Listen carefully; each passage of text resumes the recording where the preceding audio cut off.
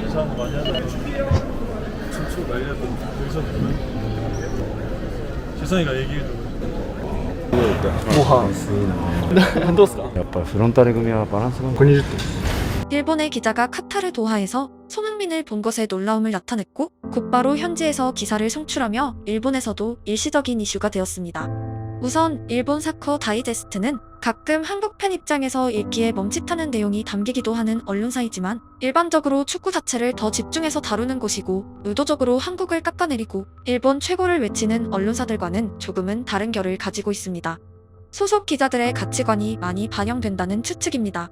이번 기사에서도 일본을 찬양한다는 목적보단 마치 일요일 아침에 세계의 이색적인 먹거리를 소개하는 공영 방송처럼 제3국에는 이런 일도 있더라는 신기함이 기사의 논조였습니다. 기자는 동료가 공항에서 손흥민을 봤다는 말에 본능적으로 왜 손흥민이 이런 곳에 있지라고 생각했습니다.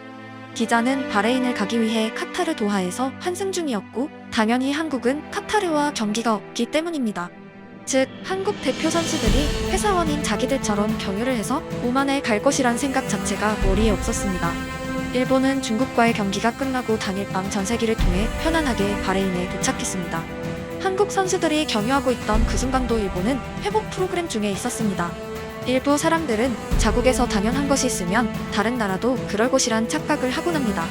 여러 가지 사정이 있겠지만 일본 대표팀의 상황을 고려하면 한국 대표팀 수준에서 일반 항공편을 이용한다는 사실에 놀라지 않을 수 없었다.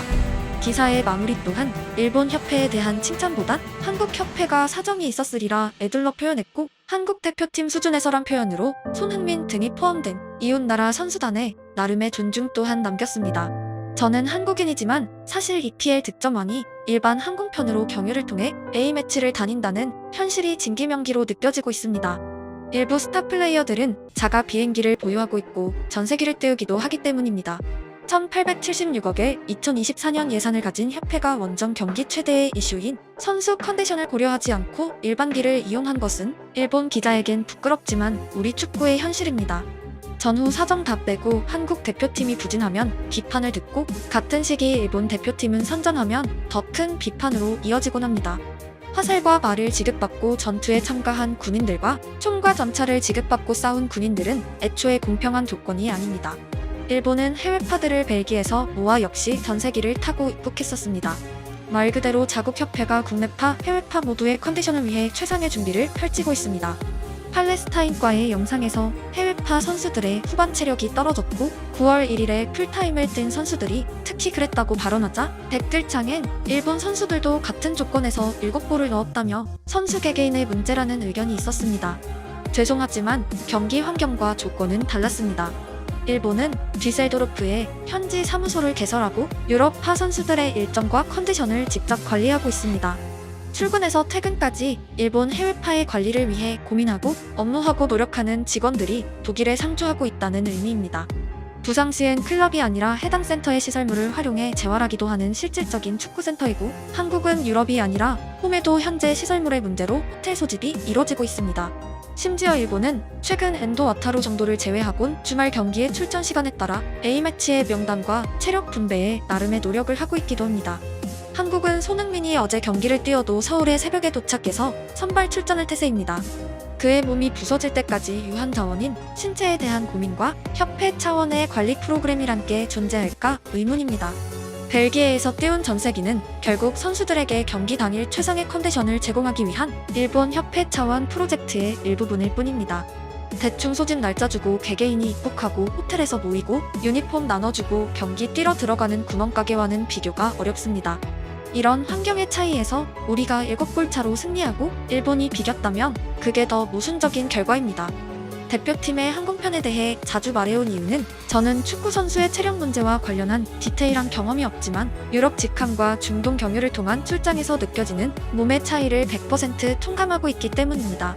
당연히 항공 스케줄에 따라 첫날 일정에 차등을 주곤 했습니다. 4박 5일 일정이든 일주일 일정이든 어떻게 입국했냐에 따라 피로도의 차이는 극심하고 저는 몸을 쓰는 직업이 아니기에 불가피한 상황에선 참으면 그만이었지만 축구는 몸으로 경기하는 종목입니다. 경유해서 오만에 간 한국 선수들에게 전세기로 들어간 일본만큼 잘하라고 말하는 건 부끄러움을 넘어 코미디입니다. 그동안 그런 조건에서도 한국 축구가 더 좋은 결과를 내왔던 게 오히려 축구 역사의 미스테리입니다. 스포츠 과학이란 단어를 아시나요? 신체를 부속품으로 여기는 국가의 협회와 과학으로 접근하는 국가의 협회는 마치 구석기와 청동기의 싸움과 진배 없습니다.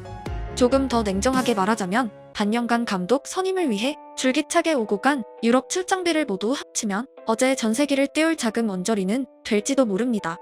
전세기에 투자되는 금액은 절대 버리는 돈, 선수들이 호사를 누리기 위해 지출되는 돈이 아니라 축구 경기의 일부분입니다.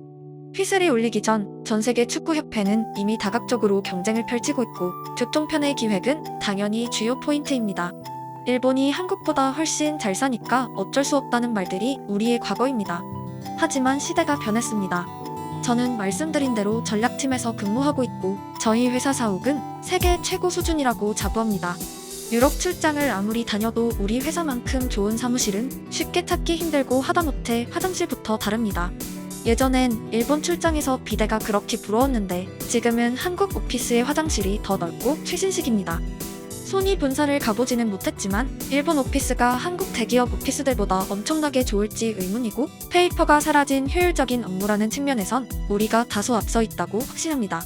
한국 경제와 일부 시스템은 분명 놀라울 정도로 일본을 맹추격했지만 스포츠 인프라라는 주제로 넘어오면 우리는 급격하게 작아집니다.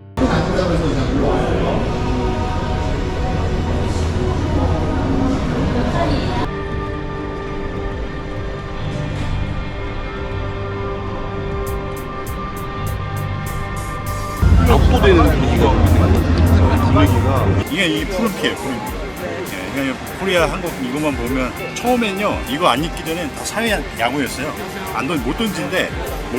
그러다가 이거 입으니까 막 지금 이제 막 다들 또 불타잖아요.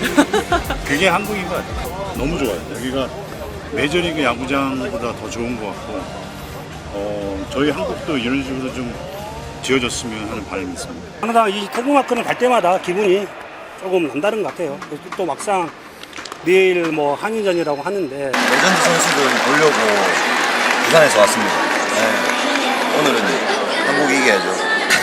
너무 기가 죽어가지고 여기 너무 진짜 너무 좋아가지고 깜짝 놀랐습니다. 진짜 사직도 꼭 이렇게 됐으면 좋겠네요. 제가 한국 야구인이었다면 우리 야구 인프라에 자괴감이 들었을 것 같습니다.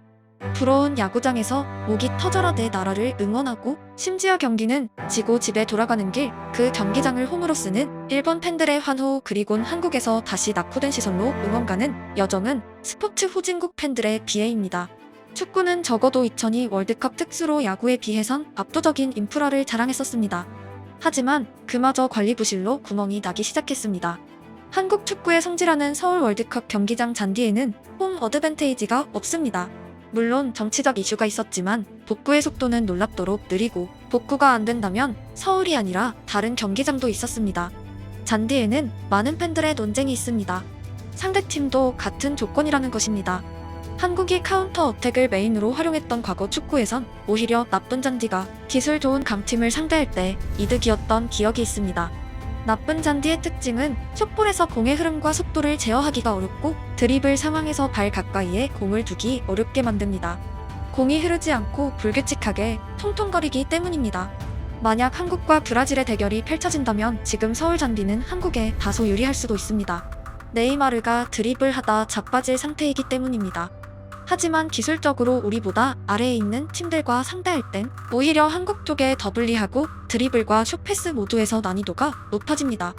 선수비 후역습을 펼치는 팀 입장에선 애초에 볼 소유의 시간이 짧고 1대1 드리블은 소극적이며 역습에서의 질주가 주요하므로 잔디 상태는 비교적 큰 영향을 끼치지 않습니다. 그리고 월드컵 3차 예선 참가국들은 모두가 한국 상대로 수비의 비중이 있고 우리 멤버들이 기술적으로 앞서 있기에 서울 경기는 이제는 진짜 홈 경기가 아니라 그냥 수도이고 넓어서 입장료 벌기 좋은 곳으로 해석해도 무관합니다. 저는 선수들과 다소 결이 다르지만 팬으로서의 승부욕이 분명 있습니다. 좋아하는 클럽의 상대팬들과 스타디움에서 소리쳤던 기억도 있고 이기고 환호했던 기억도 있습니다. 한국 대표팀으로 시선을 옮기면 단연 가장 가까이에 있는 일본이 주요 라이벌입니다. 그런 국가의 협회를 칭찬하고 상대적으로 초라한 우리 협회를 주시하는 영상 자체가 개인적으로 가슴 아픈 현실입니다. 하지만 현실을 애써 외면하고 정신 승리만을 거둔다면 미래는 바뀌지 않습니다. 지금 무엇이 부족한지 알아야 하고 라이벌이 있다면 그들은 도대체 무엇이 대단한지 더 집중해서 알아내야 합니다. 오늘의 수치심을 활용해 내일의 승리를 위한 씨앗으로 삼아야 합니다. 영상 하나에서 모두 담진 못하겠지만 전세기를 타고 날아간 일본과 경유해서 타국 기자가 신기해한 한국이 가장 상징적인 대비라고 생각했고 축구 결과는 운과 요행이 전부가 아니라 시스템이라는 것을 꼭 강조하고 싶었습니다. 정신력으로 한 2번 이길 수는 있지만 100번 하면 과반 이상은 패배합니다. 라이벌을 이길 수 없다면 당연히 세계 최정상 팀들은 꿈속의 이야기입니다. 좋은 협회를 가질 확률과 한국 대표팀이 PL 득점왕을 보유할 확률, 어릴 때의 저였다면 전자가 무조건 현실적이라 답했을 것입니다. 한국 기업들의 성장과 오피스 환경을 목격하며 더욱 확신을 가지게 되었습니다. 워크맨이 사라진 사이 우리 제품은 세계에서 경쟁력을 가지고 있기 때문입니다. 오히려 손흥민, 이강인, 김민재 같은 사람들이 괴물같이 느껴질 정도이고 이변에 가까운 천재들입니다. 그들을 담을 그릇을 정화하는 것은 그들의 출연에 비하면 공상과학소설은 아닙니다. 일본 선수들이 몸 관리를 위해 뒤셀도르프를 찾을 때 한국 선수들 또한 유럽 어딘가의 센터에서 자국의 힘을 온전히 느끼며 자신이 대한민국의 국가대표란 자부심을 생생히 체감하는 미래를 기원합니다.